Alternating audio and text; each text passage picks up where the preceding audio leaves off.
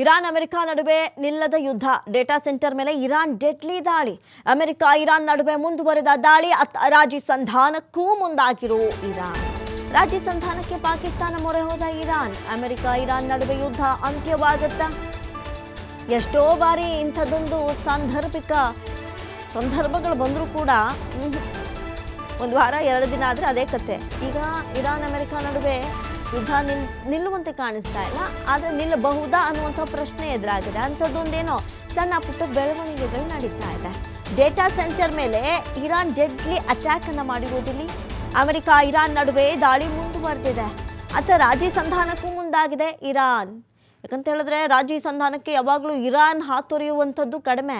ಇದಕ್ಕೆ ಅಮೆರಿಕ ಒಂದಷ್ಟು ಮುಂದೆ ಬಂದಿದ್ದು ಸತ್ಯ. ಆದರೆ ಈಗ ಇರಾನ್ ಸಾಕು ನಿಲ್ಲಿಸ್ಬಿಡೋಣ ಅನ್ನುವ ಹಂತಕ್ಕೆ ಬಂದಿದೆಯಾ ಅನ್ನುವಂಥ ಪ್ರಶ್ನೆ ಎದುರಾಗಿದೆ.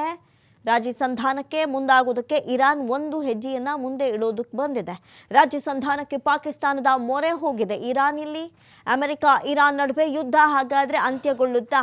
ಈಗಾಗಲೇ ಆಲ್ಮೋಸ್ಟ್ ಫೆಬ್ರವರಿಯಲ್ಲಿ ಶುರುವಾದಂಥ ಯುದ್ಧ ಕಂಟಿನ್ಯೂ ಆಗ್ತಾನೇ ಇದೆ.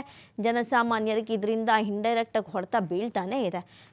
ಇನ್ನು ನಮಗೆ ಇಂಡೈರೆಕ್ಟಾಗಿ ಇಷ್ಟು ಹೊಡೆತ ಅಂದರೆ ಅಲ್ಲಿನ ಜನಕ್ಕೆ ಇದು ಎಷ್ಟರ ಮಟ್ಟಿಗೆ ದೊಡ್ಡ ಆಘಾತ, ಎಷ್ಟು ಜನ ಸಾವು ನೋವುಗಳಾಯಿತು. ಇದೆಲ್ಲದರ ನಡುವಣ ಈಗೇನೋ ಒಂದು ಪ್ರಮುಖ ಬೆಳವಣಿಗೆಗಳಾಗುವಂಥ ಸಾಧ್ಯತೆ ಇದೆ. ಅದರಲ್ಲಿ ಇಲ್ಲಿ ನಾವು ಗಮನಿಸೋದಾದರೆ ರಾಜಿ ಸಂಧಾನಕ್ಕೆ ಪಾಕಿಸ್ತಾನದ ಮೊರೆ ಹೋಗಿರೋದಿಲ್ಲಿ ಇರಾನ್. ಅಮೆರಿಕ ಇರಾನ್ ನಡುವೆ ಹಾಗಾದರೆ ಯುದ್ಧ ಅಂತ್ಯವಾಗುತ್ತಾ ಅನ್ನುವಂಥ ಪ್ರಶ್ನೆ ಎದುರಾಗಿದೆ. ಇನ್ನಷ್ಟು ವೆಯ್ಟ್ ಮಾಡಿ ನೋಡಬೇಕಾಗಿದೆ ಈ ರಾಜಿ ಸಂಧಾನ ಎಷ್ಟರ ಮಟ್ಟಿಗೆ ವರ್ಕೌಟ್ ಆಗುತ್ತೆ ಅಂತ.